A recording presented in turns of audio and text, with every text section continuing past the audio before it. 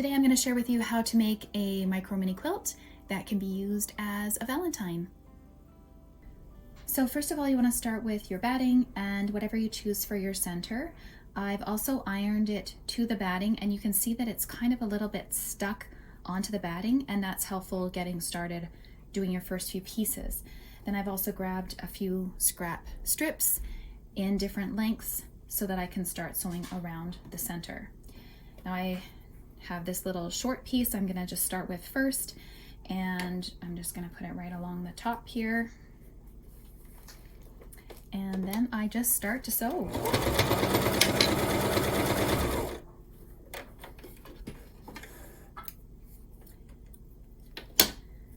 And then I just fold it up and get my next piece.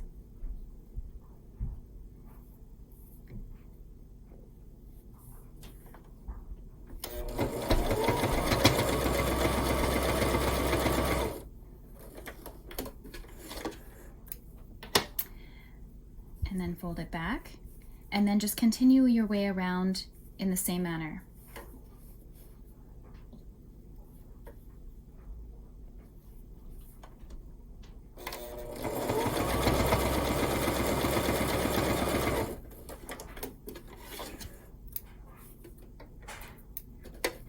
I also trim off these extra pieces here as I go.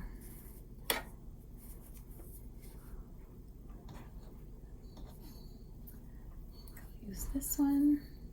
Looks cute. It's gonna have a little bit of a vintage look to it.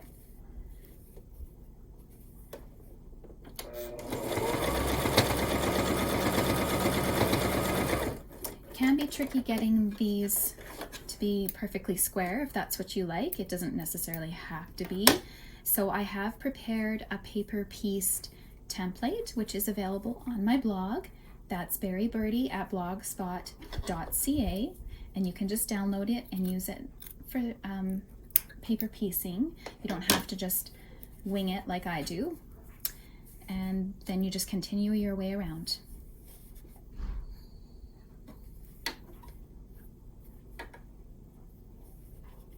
Now, when I get to the next layer, I do like to check and see how wide my pieces are going to be.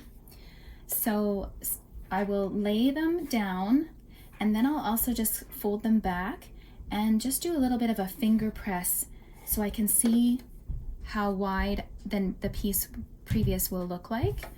So then I just gently lay it back, and then I just stitch along that fold.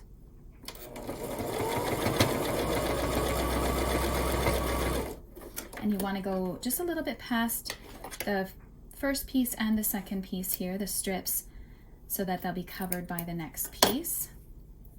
And there you go. You can see you've got a nice little, about an 1/8 of an inch strip, just slightly larger.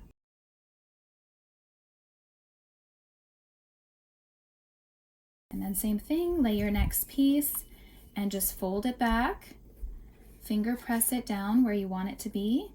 And you can even adjust it after you finger press it. You can kind of move it over.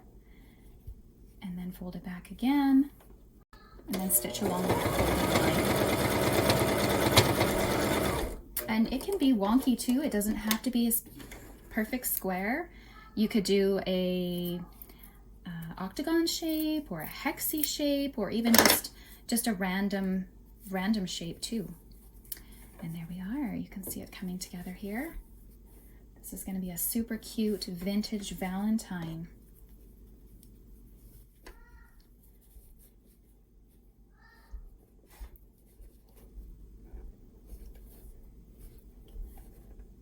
Just like so.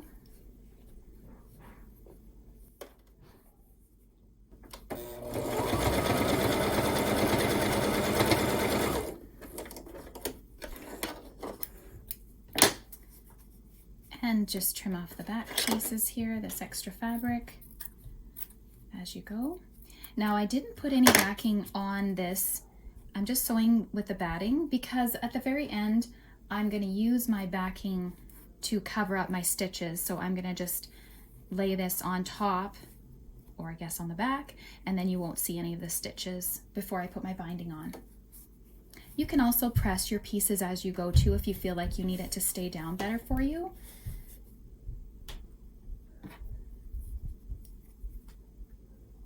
Take this green, fold it back, adjust where you want it to be.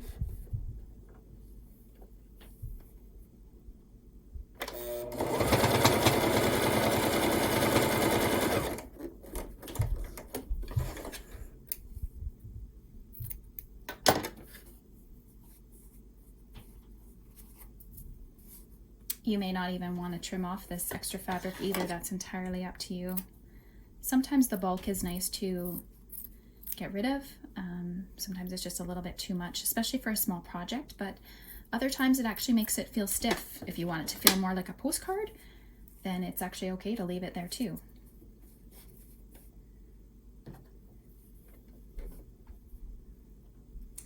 Just have to decide what I want to do here for this next piece. Oh, I like this red one. Here we go.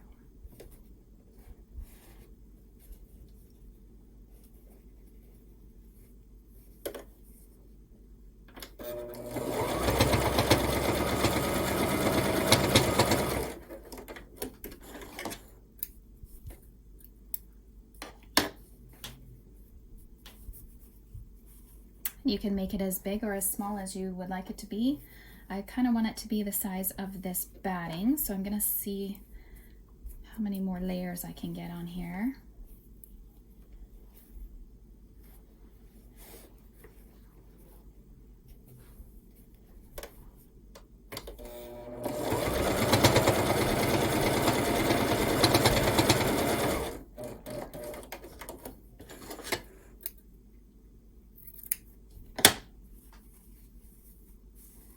Now you can also see here that as I folded this back, this piece actually covers this batting. So I could actually even just leave that piece and have that as the edge piece, which I think I might do. Even though it's a little bit thicker, I like the way that that looks. And I'm just gonna choose this one that's a little bit fatter here for the bottom. And I'm gonna actually let that one be the bottom one too. I kind of like this wider finished edge. It's kind of appealing to me, and I'm even going to let that orange piece be just a little bit bigger. So I just fold it here.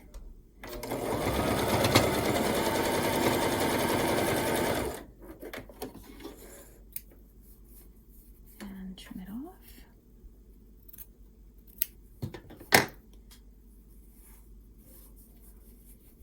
And it's kind of looking like a little bit of a Polaroid sort of with these bigger bottom and sides.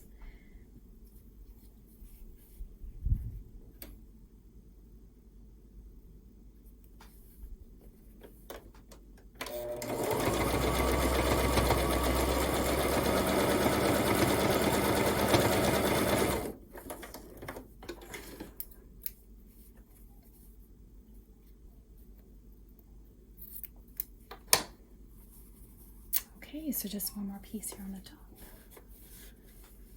And use this orange.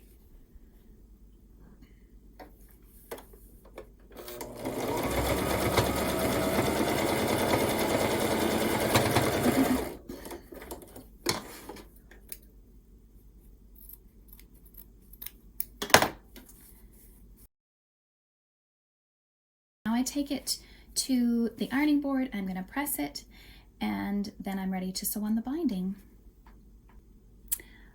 So I've pressed the layers down, and I actually had to choose a different backing because the other one that I chose is a little bit too small. So I'm just going to lay it on the back here, and this is actually a step that really is helpful, especially for keeping the layers together, but also for doing your micro mini binding. So I'll actually stitch around the outside edges before I cut it or trim anything and before I sew on the binding. So I'll just show you here, and that just puts the layers all together and just holds them without having any movement.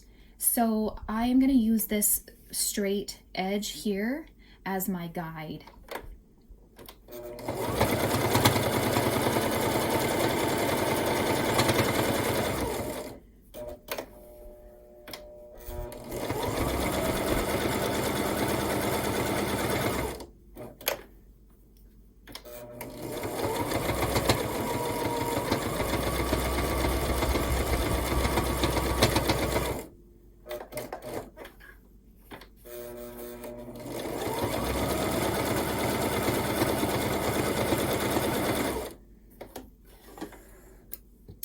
Okay, so now I'm ready to trim off the excess fabric, and I'm going to cut it really, really close to the stitching.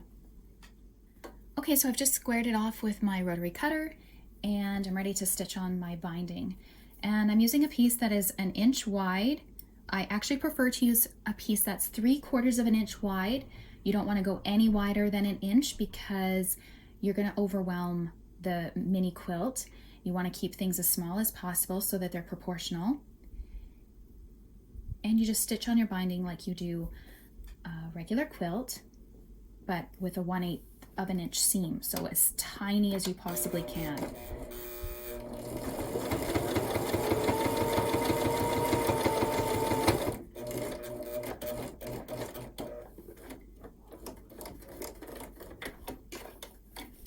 Now I pull it out of the machine to make my corners, just because it's so small. It's the way that I can see it, and I get a little bit of a better corner that way. Then I also start stitching slightly in from the end. I don't let the machine stitch a few stitches before it starts to sew the binding, because then it can buckle and I get a little bit of a ripple at the end there of the fabric.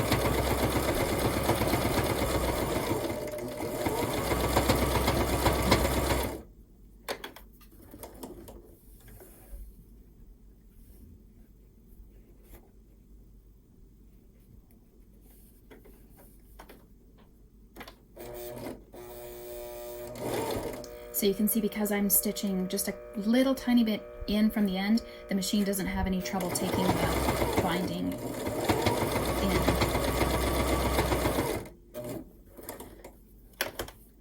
And I know I get a little bit of a loop here, but I just usually trim it off and it doesn't cause any change at all in the binding.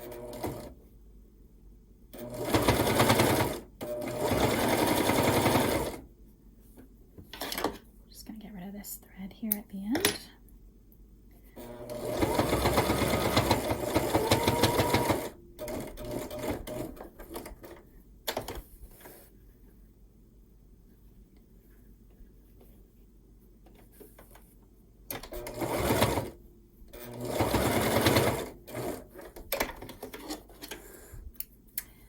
And then you just want to trim it off. And then I press this side actually before I fold it over, but I just do my binding like a normal quilt. I'll press it and fold it to the back, fold it under, and then I will hand stitch it all the way around. And then you'll have a cute little vintage Valentine to share with one of your friends. If you want to make any of the creations that you see here on my YouTube channel, you can find them on my Etsy site, Berry Birdy. And if you want to follow me along as I make new things, share tutorials and how-to videos, you can follow me on Instagram at Berry_Birdie.